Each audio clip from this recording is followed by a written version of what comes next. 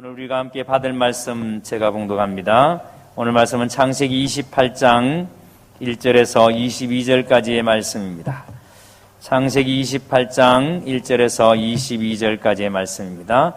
제가 5절까지만 봉독하고 22절까지의 말씀을 다전하도록 하겠습니다. 구약성경 40면 창세기 28장 1절에서 22절까지의 말씀입니다. 5절까지만 낭독하도록 하겠습니다.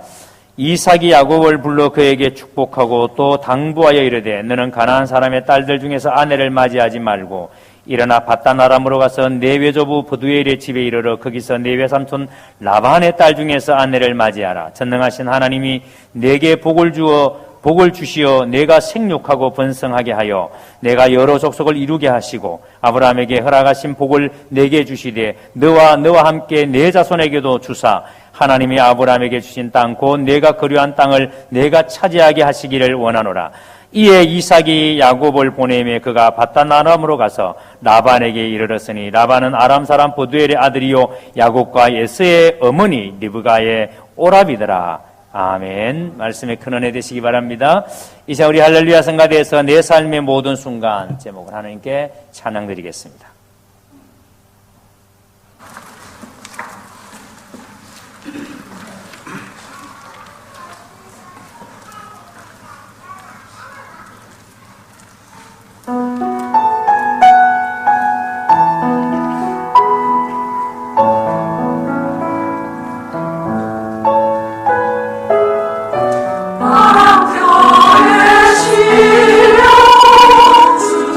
음성 들리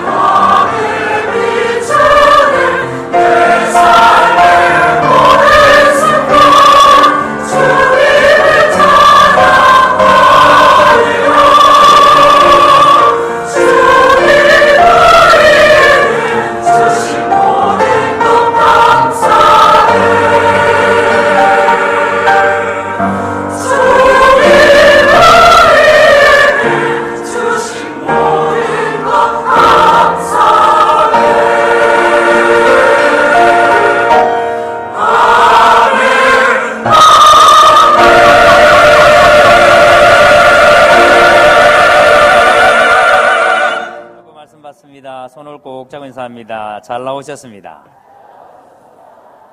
다시 한번 인사합니다. 보고 싶었습니다. 많이 보고 싶었습니까? 일주일 만에 뵙는 분들이 계실 텐데 하나님 오늘도 여러분들에게 큰 은혜 주시기를 주의 이름으로 축복합니다. 오늘은 내 삶의 자리가 하나님의 집이 되게 하라라는 제목으로 여러분에게 하나님의 말씀을 전해드리도록 하겠습니다. 야곱이 형 에서를 속여서 아버지로부터 축복을 받았습니다. 그런데 에서가 얼마나 화가 나겠어요. 거짓말로 동생이 장자권을 사고 축복을 받았으니까. 그래서 에서가 화가 나서 동생을 죽이려고 합니다. 어머니 리브가가 이렇게 하면은 야곱 죽겠다 싶어서 야곱을 살리기 위해서 외삼촌 라반의 집으로 보내기로 결정을 합니다. 자, 그런데 27장 46절을 먼저 한번 봤으면 좋겠습니다. 앞에 46절 한번 보시기 바랍니다. 27장입니다. 제가 읽겠습니다. 리브가가 이삭에게 이르되 내가 헷 사람의 딸들로 말미암아 내 삶이 싫어졌거늘. 리브가가 이삭에게 하는 말이 내가 헷 사람의 딸들로 말미암아 내 삶이 싫어졌다. 무슨 말인가 하니까 여러분, 이 야곱의 형 에서가 결혼을 했어요. 40세에. 그런데 두 번이나 결혼했습니다. 그런데 이 에서의 신부가 전부 다 가나안 여인, 헷 족속의 사람들입니다. 그런데 여러분, 헷 족속의 사람들이 그 여자들하고 에서가 결혼하고 난 다음에 이 헷 족속의 여인들로 말미암아 리브가의 마음이 굉장히 싫어졌다. 부담이 됐다는 거예요. 그러니까 실제적으로 고부간의 갈등이 굉장히 커서리라고 생각됩니다. 왜 이런 고부간의 갈등이 있었는가 하면은 헷 족속의 여인들의 특징이 뭐냐면 이 히브리 남자들하고 결혼하면은 일반적으로 여성들이 남자의 종교를, 쉽게 말하면 종교를 따라가는 경우가 많은데 이 헷 족속의 여인들은 절대로 남자의 종교를 따라가지 않습니다. 오히려 자기가 믿는 종교로 남자가 개종해 오기를.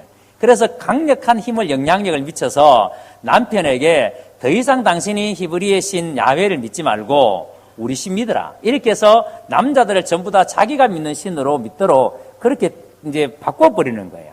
자, 그러니까 여러분, 리브가가 이걸 보니까 이게 보통 문제가 아니에요. 자, 그래서 이렇게 놔두면은 야곱도 헷 족속 여인하고 결혼하겠다. 그러니까 야곱만큼은 안 된다. 에서는 어떻게든지 저렇게 결혼해서 산다 할지라도 그것 때문에 내 마음이 부담이 되고 싫어졌지만 야곱만큼은 저렇게 살기는 해서는 안 되겠다. 그래서 남편에게 이렇게 말합니다. 여보, 빨리 야곱을 외삼촌 라반의 집에 보내서 그 라반의 딸들 중에 이 야곱의 신부감을 찾도록 합시다.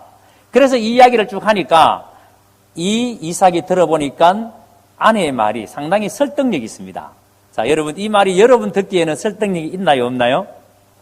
있잖아요. 만약에 여러분들이 아들이 둘이 있는데, 큰아들이 교회 안 다니는 자매하고 결혼했습니다. 그런데 결혼하고 보니까 이 며느리가 독실한 불교 신자예요. 교회는 금바도 안 오면서 신랑 데리고 맨날 여러분 절에만 갑니다. 그러면 권사인 여러분이 마음이 편하시겠습니까? 얼마나 마음이 부담이 되겠어요. 그러니까 둘째만큼은 안 되겠다. 둘째는 꼭 믿는 집안에 시집 보내야 되겠다. 장가 보내야 되겠다. 그런 마음을 먹는 거죠. 그러니까 남편이 그 이야기 들어보니까 설득력이 있으니까 그래서 야곱을 불러서 축복해서 외삼촌 라반의 집으로 보냅니다. 자, 그런데 여러분, 겉으로 보기에는 지금 이 이삭이 야곱을 축복해서 보내는 것 같지만 그 이면에는 뭐가 있습니까? 지금 형 에서의 동생 야곱을 죽이려고 하는 그 엄청난 두려움을 피해서 지금 피신을 가는 겁니다. 지금 도망을 시키는 겁니다.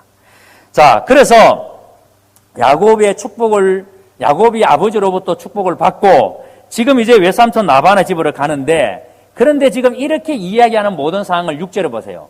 누가 다 지켜봤습니까? 에서가 다 지켜봤습니다. 대놓고 본 게 아니고 숨어서 봤다는 말이에요.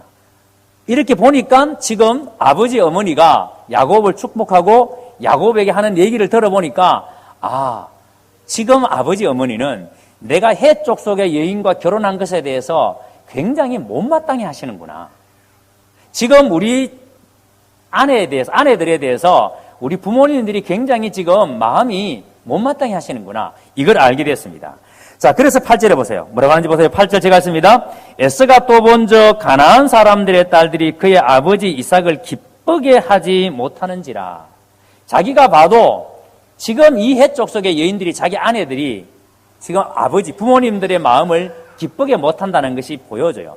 자, 그래서 여러분, 이 에서가 나름 굉장히 노력을 합니다. 아버지, 어머니에게 어떻게든지 간에 좀 잘 보이기 위해서 노력합니다. 자, 여러분, 자식을 키워보면은 말 안 듣는 자식이 어느 날 여러분들에게 한번 잘해보겠다고, 잘 보이보겠다고 애쓰는 것이 눈에 띌 때가 있다, 없다?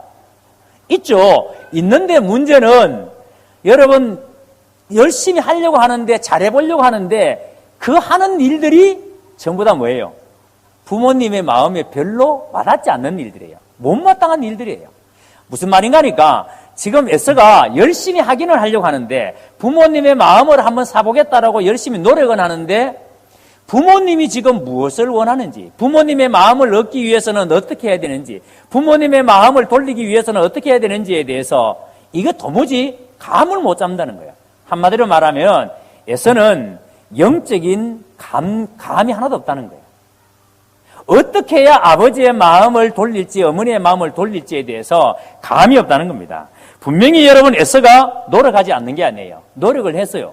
노력을 했는데 영적인 감, 영적인 안목이 없으니까 그 하는 일이 아버지, 어머니의 마음을 돌이키지 못하는 일들이었습니다. 여러분, 우리가 이런 일들이 참 많습니다.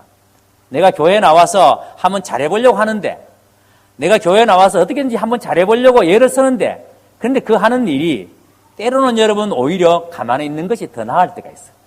하나님 앞에 그것이 오히려 하나님의 말씀을 거역하는 일들이 될 수가 있어요. 그래서 여러분, 이 에서가 인정을 받기 위해서 에서가 생각해낸 생각이 뭐냐면 내가 새 장가를 가야 되겠다. 이미 여러분, 에서는 장가 2분 갔습니다. 마누라가 2이 있습니다. 그런데 여러분, 아버지 어머니의 마음을 사기 위해서 새롭게 생각해낸 게 뭐냐면 새 장가 가는 겁니다. 그래서 새 장가 가려고 하면서 마음을 어떻게 먹는가 하면은, 자, 해쪽 속의 여인을 내가 데려왔을 때에 아버지 어머니가 이렇게 싫어하시니까 이제는 가난한 여인이 아니라 진짜 믿는 여자를 데리고 와서 내 아내로 삼아야 되겠다. 그렇게 해서 아내로 삼은 여자가 누굽니까? 예? 이스마엘, 그러니까 큰아버지의 딸입니다. 큰아버지 이스마엘의 딸, 에서와는 사촌간이죠? 그 큰아버지의 딸 마할랏이라는 여자를 세 번째 부인으로 맞이합니다. 자, 여러분, 에서는 분명히 잘해보기 위해서 한 일입니다. 그런데 이것을 이삭과 리브가의 눈에는 어떻게 비쳤을까요? 에서가 분명히 부모님의 마음을 사기 위해서 어떻게 하면 부모님의 마음을 얻을까 고민하면서 했는 일이 이스마엘의 딸을 세 번째 아내로 맞이했습니다.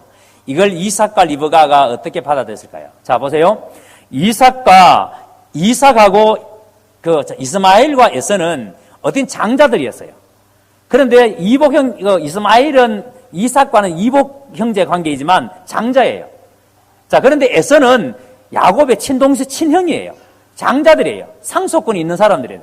상속권이 있는 사람들임에도 불구하고 그들은 상속을 받았다, 못 받았다? 못 받았습니다.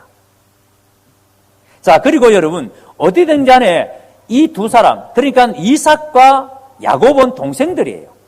동생들임에도 불구하고 이들은 하나님의 축복, 아버지의 축복을 받았습니다. 장자권을 가지게 됐습니다.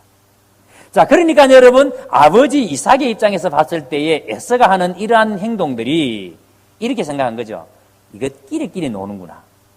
이런 생각을 할 수 있는 거죠. 그러니까 에서의 그 세 번째 부인을 맞이드리는 행위 자체가 이삭에게는 그다지 감동을 주지 못하는 그런 행동이었다는 겁니다. 그리고 여러분, 무엇보다도 이삭은 이스마엘에 대한 좋은 감정을 가지고 있지 않을 거 아니에요. 왜냐하면 이 사람들은 둘이 서로 본인들의 의지와 상관없이 어떻게든지 간에 대를 잇는, 아버지의 대를 잇는 문제 때문에 그 자리를 놓고 경쟁을 했으니까.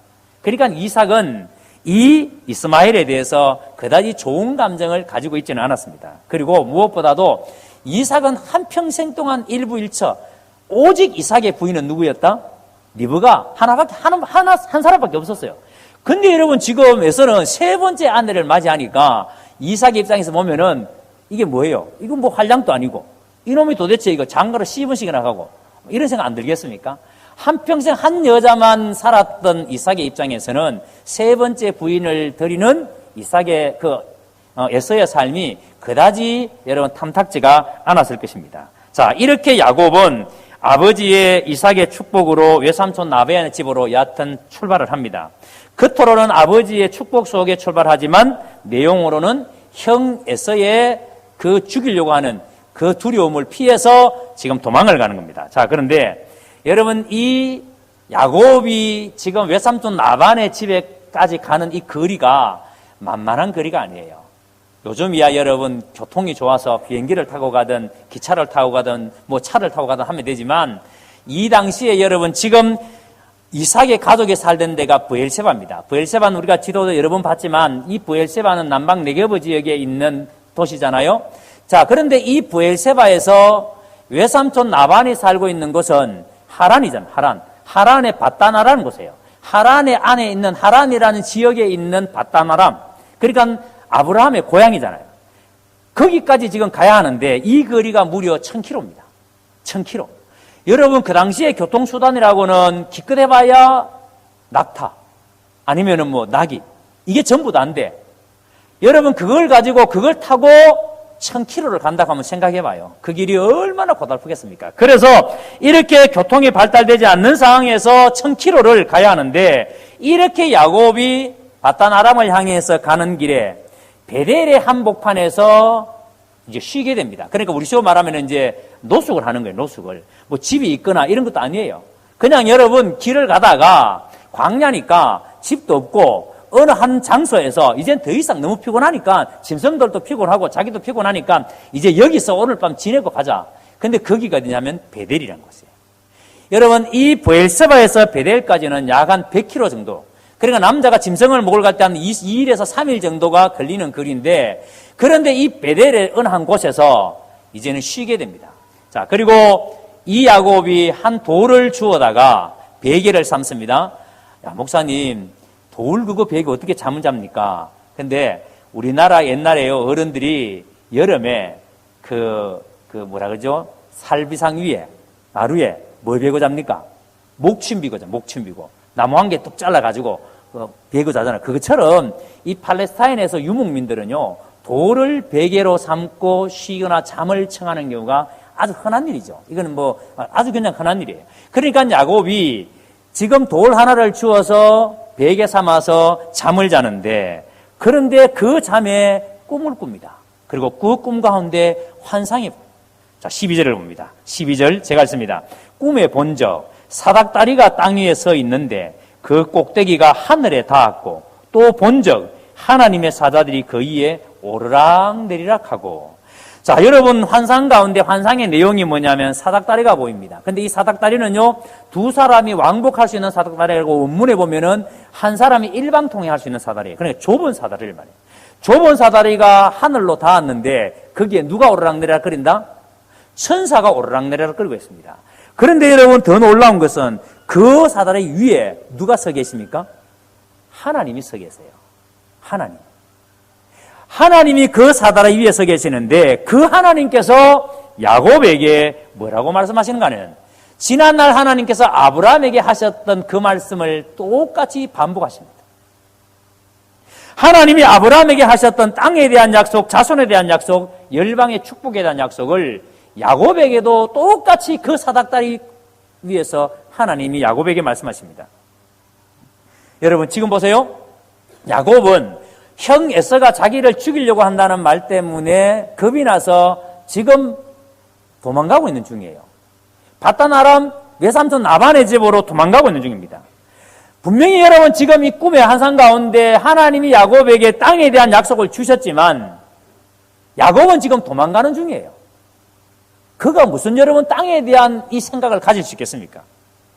지금 분명히 하나님께서 자손에 대한 축복을 하시지만, 자손에 대한 얘기를 하시지만 야곱은 아직까지 결혼도 하지 않은 상태예요. 야곱은 아직 결혼도 안 했는데 하나님께서 자손에 대한 이야기를 하십니다. 그리고 지금 야곱은 자신의 생명을 보존하기 위해서 혈혈단신으로 도망가고 있습니다. 그런데 하나님이 야곱에게 너는 안 죽는다, 너는 죽지 않는다, 이렇게 말하는 게 아니에요. 너는 안 죽는다고만 말하는 게 아니라 네가 번성하게 될 것이다. 네 자손이 번성하게 될 것이다. 야, 이런 말씀을 어떻게 받아들여요? 지금 여러분 장가라도 가고 땅이라도 몇만 평을 좀 가지고 있는 것 같으면은 뭔가 여러분 거리가 지는데 도망자예요. 그리고 기껏 해봐야 이제 베델의 한 벌판에서 돌을 베개하고 자고 있는 중이에요.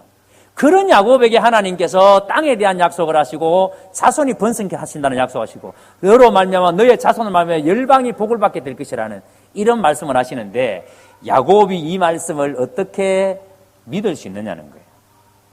자, 그런데 15절을 봅니다. 15절을 큰 소리로 같이 읽습니다. 시작.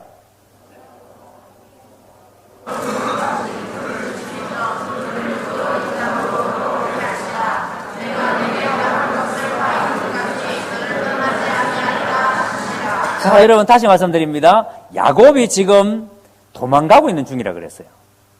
야곱이 지금 형 에서를 피해서 도망가고 있는 중입니다. 그런데 그 광야에서 언제 무슨 위험이 닥칠지 모릅니다. 이 광야는 여러분 우리처럼 뭐 가다가 뭐 숙박시설이 있고 뭐 식당이 있고 이게 아니에요. 예? 가도 끝이 없는. 자, 그런데 언제 어떤 위험이 닥칠지 모르는 그런 상황에 하나님께서 야곱에게 하시는 말씀이 내가 너의 방패가 되어준다. 네가 어디를 가든지 내가 너의 산성이 되어준다. 내가 너를 지켜준다. 하나님께서 야곱에게 지켜주시겠다고 약속하십니다. 자, 여러분이 만약에 야곱이라면 그 말씀을 들을 때 어떤 생각이 들겠어요? 황홀하지 않겠습니까? 하나님이 자기에게 오셔서 야곱아, 네가 어디를 가든지 내가 너를 지킨다. 너와 함께한다. 내가 너의 방패고 내가 너의 산성이 된다. 여러분 이 말을 들을 때 야곱의 마음이 어땠을까요? 아마 여러분 형언할 수 없는 상상할 수 없는 황홀함에 야곱이 그 순간 경험했을 겁니다. 야곱의 부모들은 분명히 야곱을 약속의 땅을 떠나라 그랬습니다. 외삼촌 라반의 집으로 가라 그랬습니다. 가면은 언제 올지도 몰라요. 돌아올지 안 올지도 몰라요. 1000km가 넘는 그 길을 가서 언제 올지도 모르는 길입니다. 그런데 지금 하나님께서는 야곱에게 야곱아 반드시 다시 돌아오게 할 것이다. 네가 지금 외삼촌 라반의 집으로 가지만 내가 너를 다시 이 가나안 땅으로 돌아오게 할 것이다. 자, 하나님께서 이렇게 말씀하시는데 야곱의 반응을 보세요. 야곱은 이 경험을 하고 난 다음에 엄청난 경험이잖아요. 여러분 이 베델에서의 야곱의 경험은 참으로 여러분 엄청난 경험이에요. 우리가 어디 여행 가서 사진을 딱 찍고 진짜 기가 막힌 사진이 나왔습니다. 그러면 그 사진을 딱 보고 우리는 뭐라 그래요?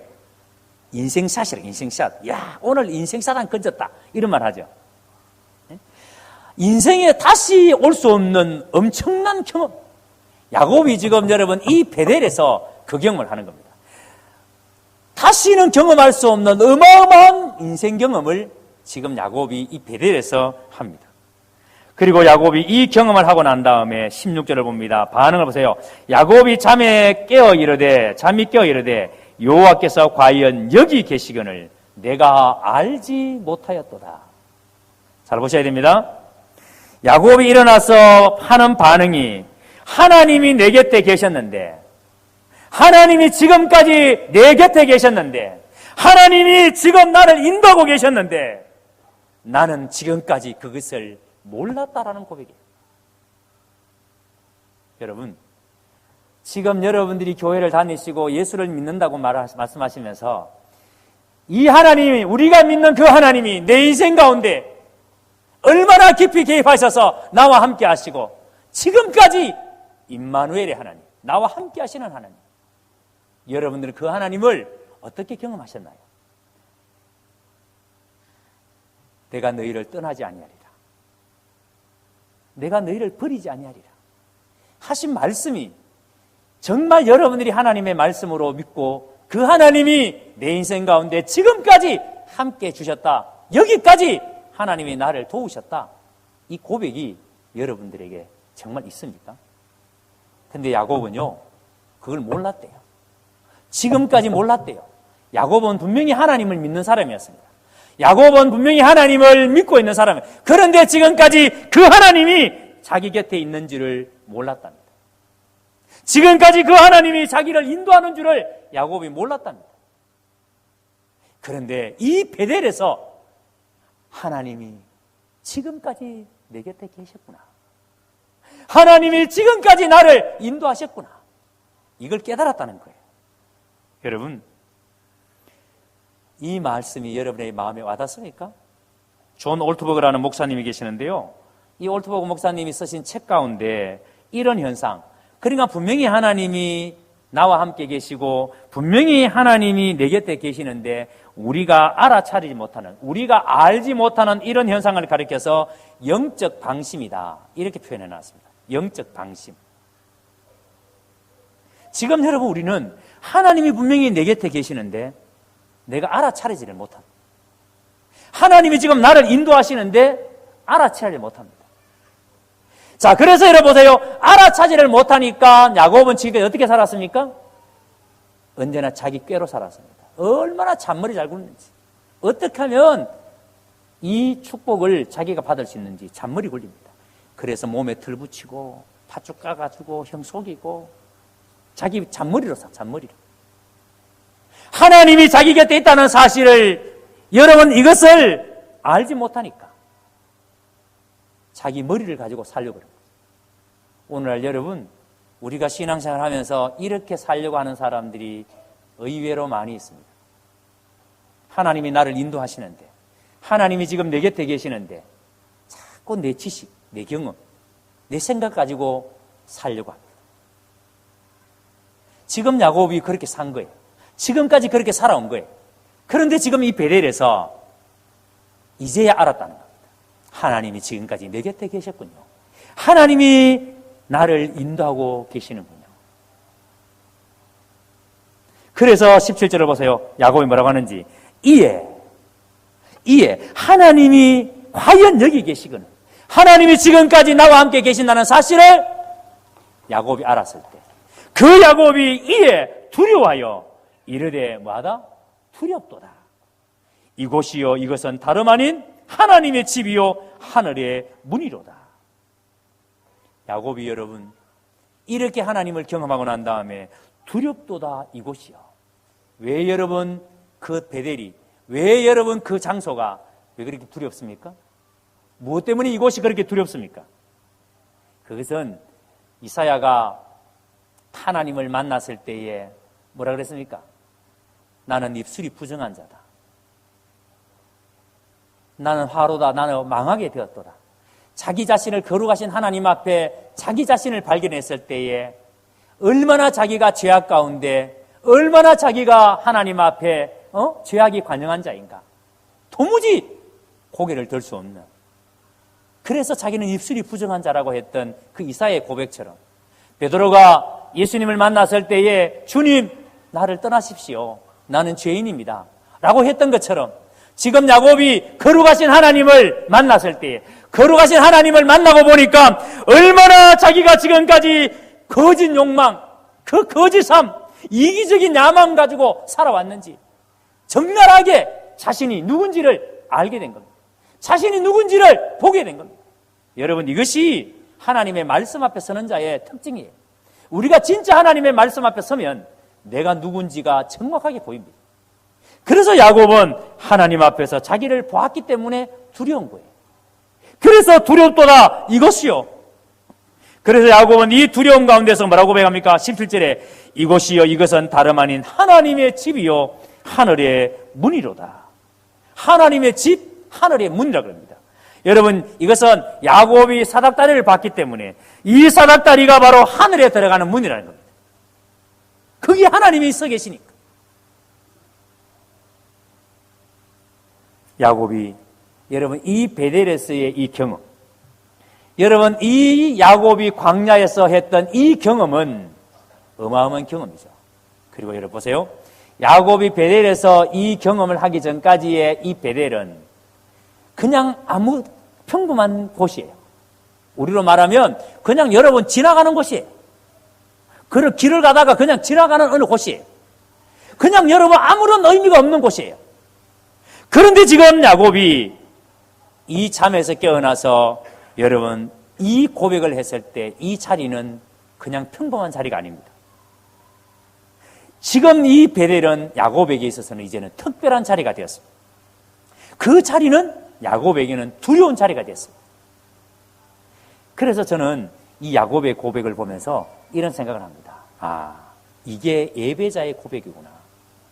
우리가 정말 하나님 앞에 영과 진리로 예배드리고 나면 예배자의 입에서 나오는 고백이 바로 이런 고백이구나.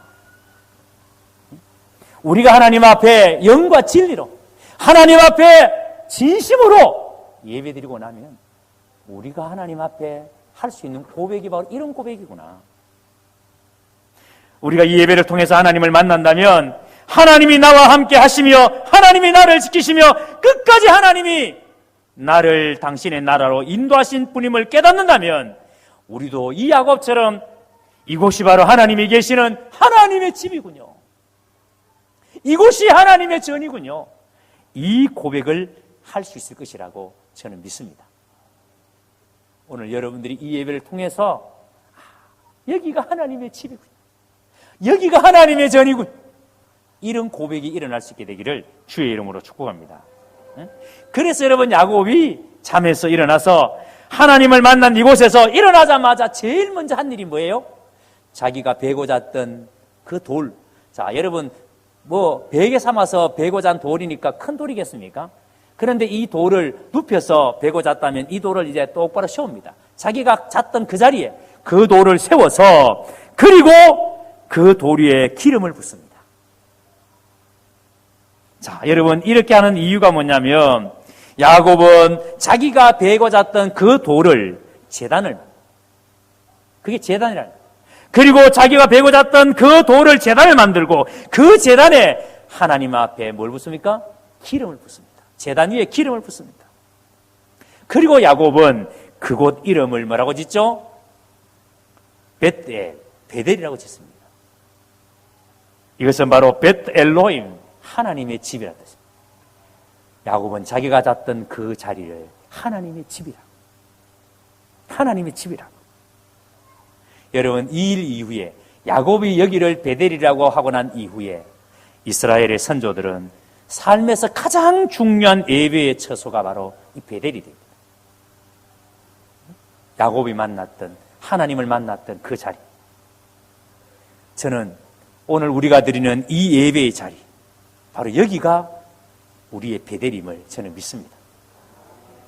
예배 드릴 때마다 하나님의 임재를 누리고, 우리가 하나님 앞에 나와서 찬양 드릴 때마다 하나님의 임재를 누리고, 그래서 여러분 예수님의 제자들이 변화산 위에서 주여 여기가 좋사오니 여기에 초막셋을 짓고 엘리야를 위해서 모세를 위해서 하나는 주님을 위해서 그렇게 여러분 황홀했던 그 변화산의 경험처럼 우리가 여기서 예배드릴 때마다 하나님의 임재가 경험되어지고 하나님이 오늘 또 나와 함께 계시는군요. 하나님이 나를 인도하고 계시는군요. 그것이 예배 때마다 경험되어지고 하나님이 여기가 바로 하나님의 집이군요. 경험되어지는 바로 이곳이 우리의 베델인 줄로 믿습니다. 그래서 여러분 우리가 생각해 보세요. 여기서 우리가 믿음을 지키기 위해서 거룩한 몸부림, 장로님은 장로님 자리에서, 권사님은 권사님의 자리에서 믿음을 지키기 위해서 거룩한 몸부림을 칠 때에 그 몸부림 쳤던 흔적들이 여러분 이 교회 가운데 남아 있습니다. 구석구석 남습니다. 우리의 믿음의 후손들이 우리가 가고 난, 우리가 살아간 이 자리에, 이 의자에 앉아서 예배 드릴 때, 수십 년 후에 이 자리에 그들이 예배 드릴 때 우리 믿음의 선배들이 이렇게 믿음을 지켰구나. 우리의 그 믿음의 흔적들을 보면서 그들도 또한 이곳에서 하나님을 예배하는 자로, 거룩한 예배자로 살아낼 것이라고 저는 믿습니다. 아멘. 여러분 이스라엘 백성들이 그 베델을 보면서 그들이 그 베델에서 하나님을 예배하는 자리가 되었던 것처럼 우리의 후손들도 이 자리에서 계속해서 하나님을 예배하는 그 예배의 자리가 될 것입니다. 그렇기 때문에 오늘 우리는 이 예배당에 예배드리기 위해서 올 때마다 그냥 여러분 시간이 되었으니까 그렇게 오는 게 아니에요. 우리가 예배드리러 올 때마다 이 자리에 앉을 때마다 진실로 하나님의 임재가 누려지는, 그래서 영과 진리로 하나님 앞에 예배 드려지는 그런 예배를 우리가 드리기 위해서 몸부림치셔야 됩니다. 그래서 주일 되면 여러분 이미 아침에 일찍이 준비해야 됩니다. 아브라함이 아들 이삭을 번제로 드리기 위해서 모리아산으로 가기 위해서 일찍이 준비해서 갔던 것처럼 우리가 하나님 앞에 예배드리기 위해서 그렇게 가는 거예요. 여러분, 오늘 말씀의 결론을 보세요. 야곱이 이 엄청난 일을 경험하고 난 다음에 하나님께 서원 드리는 것으로 마칩니다. 20절에 21절 보세요. 야곱이 서원하여 이르되, 그러면서 세 가지를 서원하는데 21절의 첫 번째 서원이 뭐냐면 하나님께서 나의 하나님이 되신다라는 서원입니다. 네? 여러분 보세요. 내가 평안히 아버지 집으로 돌아가게 하시오면 여호와께서 나의 하나님이 되십니다 라고 고백합니다. 여러분, 지금까지 야곱은 하나님을 안 믿는 사람 아니었어요? 지금까지도 야곱은 하나님을 믿는 사람이었습니다. 그러나 그 하나님이 자신의 삶에 이렇게 깊이 가까이 계신 줄을 야곱이 몰랐어요. 그런데 이 베델에서 하나님이 이렇게 내 삶 깊이 개입하시고 나와 함께 하시는 분이시구나. 하나님은 내 삶에 이렇게 깊이 나를 인도하시는 분이시구나. 그거 깨달았습니다. 그래서 야곱이 이제 알았으니까 하나님이 말씀하신 대로 하나님이 나와 함께 계시고 내가 가는 길을 하나님이 지켜주시고 먹여주시고 입혀주시고 나의 평안이 아버지 집으로 돌아가게 하시며 하나님은 나의 하나님이 되십니다. 여러분, 이 하나님이 우리 하나님이십니다. 이 하나님이 나의 하나님이십니다. 여러분이 믿는 하나님이 이런 하나님이십니다. 여러분의 삶에 깊숙한까지 간섭하셔서 인도하시는 그 하나님. 자, 그리고 두 번째 서원이 22절에 이곳이 하나님의 집이 되겠다고 합니다. 이곳이 하나님의 집이 되겠다. 이 베델이 하나님을 예배하는 전이 되겠다고 하는 서원입니다. 35장 7절에 가면은 야곱이 이 서원대로 다시 이곳으로 돌아와서 여러분 이 베델로 올라가자 하면서 올라가기 전에 상수리 나무 아래 모든 우상들을 다 불태우고 묻고 그리고 베델로 올라갑니다. 그리고 거기에 제단을 샀습니다. 예배를 드립니다. 하나님 앞에 이곳이 하나님의 집이 되게 하겠습니다. 하나님의 임재가 있는 하나님의 집이 되게 하겠습니다. 그리고 세 번째 서원이 내게 주신 모든 것의 10분의 1을 하나님께 드리겠습니다. 22절 하반절에. 여러분 11조가 율법으로 제정된 것은 모세 때예요. 그런데 이렇게 야곱은 서원으로 11조를 드립니다. 이 당시의 고대 사회는요 11조를 우리나라 지금으로 말하면 세금의 개념으로 11조를 왕에게 바쳤습니다. 왕은 백성들로부터 11조를 받아서 그래서 왕은 여러분 부를 축적합니다. 그리고 성전에 11조를 바치는 것도 관례였습니다. 그러니까 여러분 이방신을 믿는 그 사람들도 11조를 성전에다가 바치는 겁니다. 그런데 야곱은 지금 자신의 수입의 11조를 하나님께 드리겠다고 말합니다.